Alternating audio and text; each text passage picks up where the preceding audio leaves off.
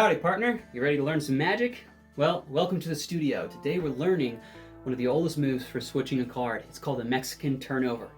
Now, this is actually a pretty old move, and we don't really know where it came from, but here's the cool thing. It was probably used in the Old West. That's right, probably used by some of those gunslingers or old gamblers that really didn't pay attention to any rules back in those old days. Now, here's the thing. It's called the Mexican turnover, and so it may have come from Mexico, but from what we do know, it's more likely that it came from America, so probably there. And that being said, we're actually going to learn one of the routines that you may have even seen if you lived back in these times. This is something that's been done for a long time. It's called three-card Monte, and this is probably the ideal way to use the Mexican turnover. So next week, we're also going to look at this move and take a look at another cool trick that you can do with it as well. But for this week, we're going to learn three-card Monte. Now, before we get started, if you like what I do here, then please smash that like button and subscribe. It helps the channel out and allows me to produce more content just like this.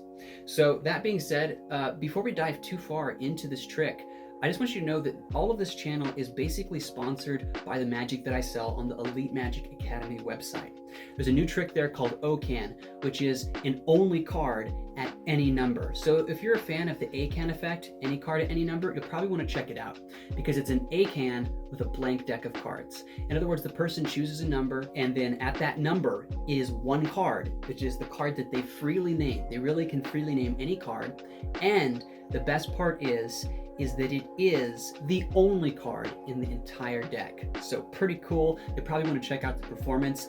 It's the first link down below. Anyways, let's actually take a look at what we're learning today. For this demonstration, we're gonna have a close-up of the trick as it happens so you can see what it looks like for the spectator. Also, I have a spectator on the other side and they will just be interacting by pointing or responding to the directions that I give to kind of give you an idea of what it'll look like in a real situation and how this would play out. All right, so I have here some jokers. You'll see I have a joker here, a joker here, and a joker here, right? Now, out of all of these jokers, we'll just take one joker, okay? This joker will be good. And we'll just place it here and one joker on each side. If we snap, you'll notice that the joker changes into a different card. See, that is the money card.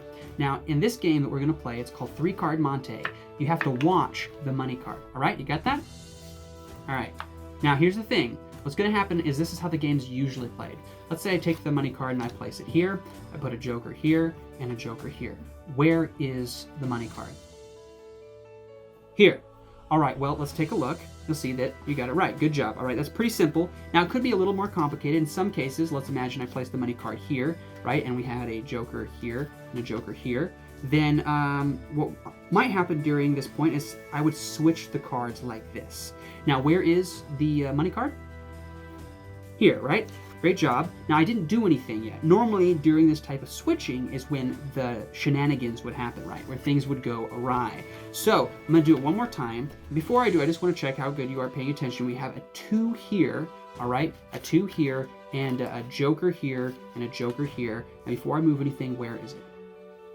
Right there. Well, see, that's the problem with this game, is even if you don't do anything, sometimes it's wrong. It's actually here, not here, or here.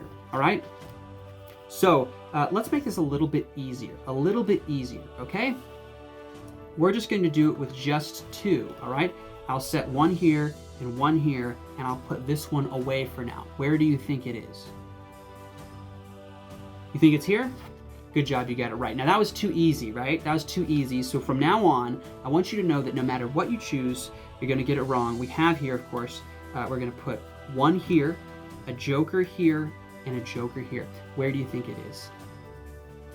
You think it's there. Well, I'm sorry to inform you that it's actually here, not here or here, okay? So one more time, we'll give you another chance. Just warning you though, at this point it really is pretty much impossible. I'll place one of them here, all right? One of them here, and one of them here. Where is it? Here. Think it's there. Well, I'm sorry, it's actually here, not here or here. All right? I'll give you one more chance to try to get it right. All right? One more chance. I'm going to place one here. You can see, not here, not here. Where is it? You think it's there. Well, I'm sorry, it's actually here, not here, and not here. You know what? It's so unfair at this point. I'll let you win. This time I want you to know you will win. I'll put one here, one here. Where do you think it is? You think it's there, right? You don't think it's any one of these two, right? Right, well, you're absolutely right. You're absolutely right, but here's the thing. It really wouldn't matter because in the end, every single one of these cards is a 2, and that's the reason why. That's 3-card Monte, and let's learn how it's done. So the Mexican turnover, let's just look at what it looks like, all right? So let's say you have a pack of cards here, and maybe you have a card on the table, all right? Now, if you want to switch the card out on the table for a card in your hand, you can do so by sliding it underneath. So here's what it looks like. I have the 5 here, but if I go like this, I swap the 5 out for the card on the table. Pretty cool, right?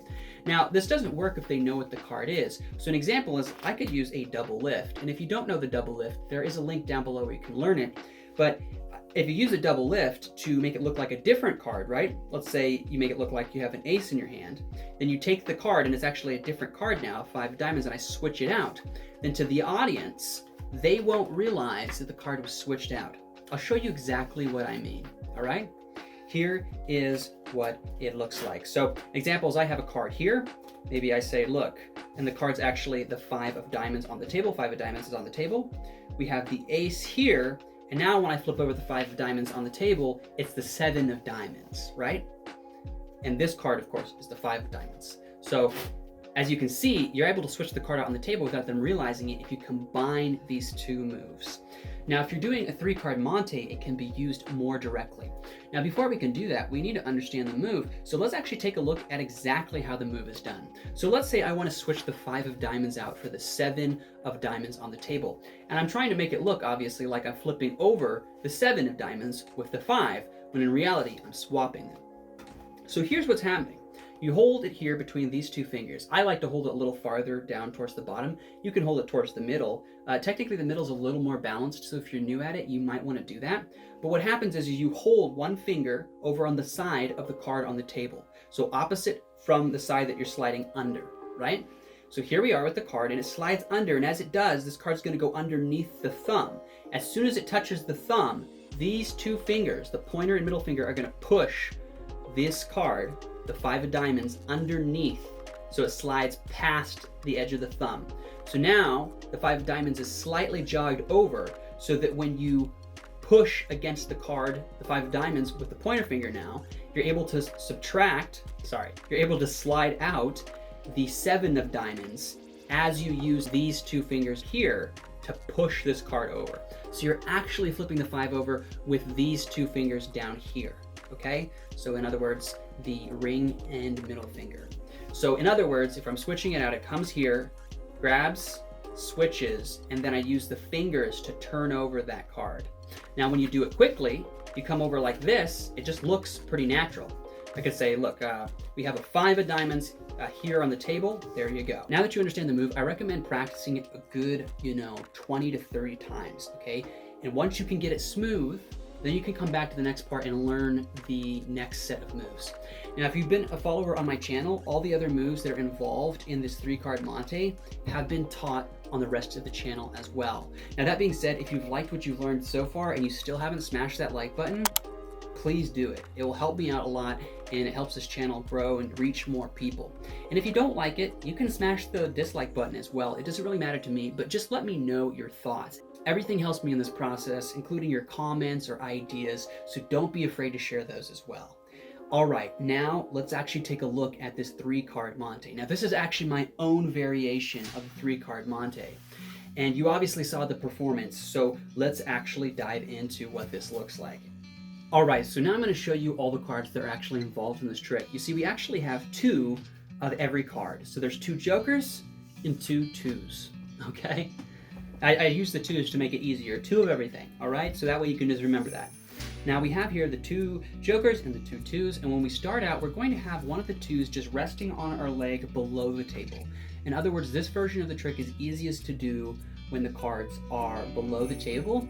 That being said, there is another option if you're standing up. So when you're at a table, it's easy to have it below the table because halfway through the trick, you're going to be switching out one of the jokers for an extra 2. If you're starting out and you're standing up, you're going to want the extra 2 in your back pocket, okay?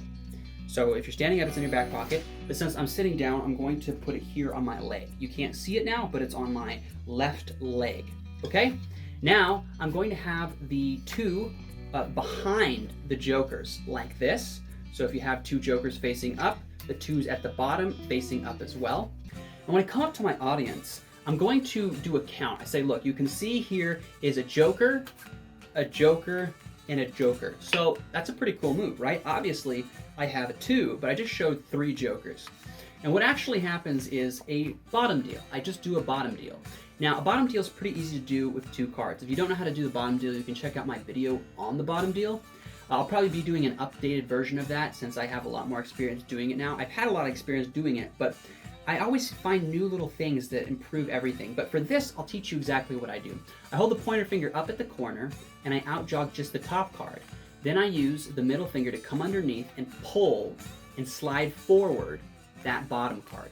Now, I don't slide it forward as much as I just did now. I'll show you from this angle so you can see how it works. I push this top card out, and then this middle finger comes in and pulls back a little bit and then pushes forward. Now, what happens is when I have the cards, I show them split like this to the audience. And then as I come up with the fingers, that's when I pull this card out, when I come up with the fingers. So once it's covered from the front, I then put the thumb on the face of the top joker and I slide it across it as I tilt back and remove the 2 from the bottom and flip it face down. This way, they feel like they see the top of the card, right, the face of the card, and then I flip it over. And to them, oh, he took it from the top, he flipped it over. But in reality, I showed them the same 2 cards. I haven't taken anything. So they've seen 2 cards, and now the bottom card's been removed. They see 2 cards again, and now I'm able to show each of these individually. I like to kind of mime the same motion I did the first time and show them. And then what I like to do is once I show them, I come underneath like this, okay? Because we're gonna do another move, which is the double lift. So if you don't know the double lift, as I mentioned before, it is linked down below, so you can easily learn it.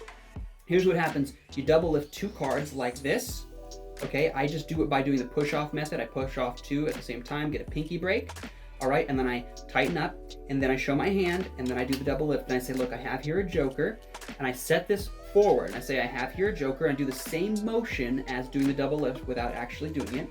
I show the joker, and I put it over to the side, but towards me. I show the last joker, I put it underneath, I slide it underneath the corner towards me, all right? And then I slide them together so it pinches that single card, and I give a snap and a wave, and then I flip it over and show them that it's changed. This is a great moment. People are, what? How did he do that? Whatever, you know, they're taken aback. And now I say it's a magic card, and I tell them the story of how people would, you know, play these gambling games way back in the 1800s. Now from here, we're going to begin the actual sequence of doing the 3-card Monte. Now here's the cool part. What you're going to do is you start with the top card, and you just actually don't do anything for the first 3 times because you're trying to get them primed. So you'll say, look, I'm going to set 1 card aside here, 1 joker here, and 1 joker here. Where is the joker? I'm not going to mix the cards up or anything yet. I just want to see how good you are, you know, at paying attention and everything like that. We're just kind of getting used to how the game's played. And once you tell them that, they'll guess, and so they'll say here, and you say, oh, great job. You'll see that this is your card is here, the money card is here, and of course, this is not the card, and this is not the card. Now I actually do the Mexican turnover here to display this joker, and then I show both jokers to just prime them to be used to seeing the actual move. Now we're going to do this again another time, so keep that in mind. This time we're going to do the same thing. We actually set the 2 aside here. We're going to do a frustration count, show them 1 joker and then the other joker. Now they're both jokers, so it doesn't matter, but we're priming them. We're still priming them for the next section.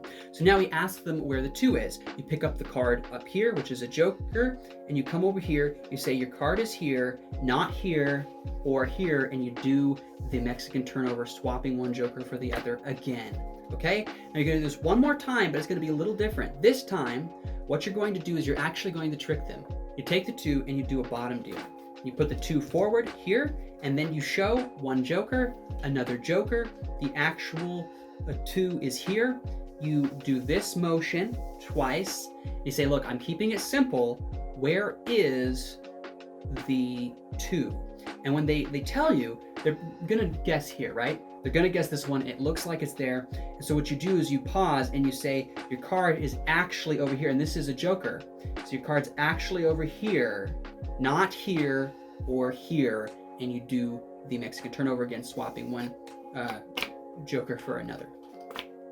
Now you're ready to actually get into the serious part of the trick. They're already surprised because they thought it was over here, but now it magically jumped over here. But now it's going to get really interesting because what you say is, now I'm only going to do it with 2 cards. You say, look, I put one here, one here. We won't even use this joker. I'll put it away for now. And when you say you're putting it away, you're going to drop it below the table and swap it out for the 2, but keep the 2 face down as you pull it up, obviously, so they don't know. But you're not going to pull the 2 up until they actually discover where their 2 is, okay? Now, it doesn't matter what they guess for this one. You say you're just trying to make sure that they get it right, that they have a chance. It was too complicated with 3, right? That's your excuse. But in reality, it's an excuse to switch out the 2. So the 2, when you're standing up, can also be switched out in your pocket because you can take the joker back to your pocket, put it in there, have them guess, and then reach back in there and grab the 2, or whatever you want to do like that, and actually swap it out and they won't realize it. So now I have the 2 here, they reveal the 2s here, and the joker's here. I take this 2, I put it on top of the 2 that I just added in from underneath the table, and I place the joker underneath that, so it's in this position. And now what I'm going to do is I'm going to take the 2, and I'm just going to set it forward, and I say I'm going to do it one more time. I'm going to do it slowly so you can see where is your card. I just want you to know that at this point, no matter what, can't win the game. Now you can say that if you want, or you can change it up, because at this point you're going to win no matter what. You really are, because of how this happens. So if they choose this card here, what you do is you say, actually your card is here, not here or here. And this is actually a 2, but you just swapped it out with the joker, right? Now if they chose this one here, you say, actually your card is here, not here or here. Now, they're pretty much never going to choose the joker itself, okay? If they do choose the joker itself, so whatever position happens, you can get out of it. But you're trying to create the exact same set of moves no matter what. So now you're going to do this 3 times, okay? You're just going to do the sequence a little different. You're going to set the 2 over to this side. You're going to show a joker here, have them guess. Whatever they guess, you do it differently, right? Let's say they guess here, and you say, no, your card's not there. It's actually here, not here or here. And then you just start back over again. Flip that over, put the 2 on top. And then this time I like to put the 2 over in this corner, show here, it here, so that the joker's actually up here. And if you want to make this a little easier, you can put a little marking on the joker to make sure that you can see which one is the joker, just in case you forget mid-performance. It's very unlikely you'll forget, but you never know, it can happen. And so what I'll like to do is I'll take a red pen and I will just color in some of the birds next to the little person on the pogo stick on the back of the card, okay? That way I can just glance at the number of birds. If the number of birds is off, I know that that is the joker, and I can just check to make sure I don't actually grab the wrong one. Now the last time, what's going to happen is, after you do it the 3rd time where they've lost, you're going to now do an interesting thing. You're going to make it look like they're all 2s, and this is going to throw your audience off so much. So what you're going to do is you're just going to say, look, now I'm going to let you win. You're going to win. I'm going to tell you that you can win. It's going to happen for certain. You set one card here, you say one here, and you say, where do you think the card is? And no matter where they guess, you're going to reveal the card as a 2. And the way I like to do this is I will say, I will grab a 2, and I'll say, look, now there's 2 actual ways. There's 2 actual ways you can do this. So I'm going to show you the first way that I do it.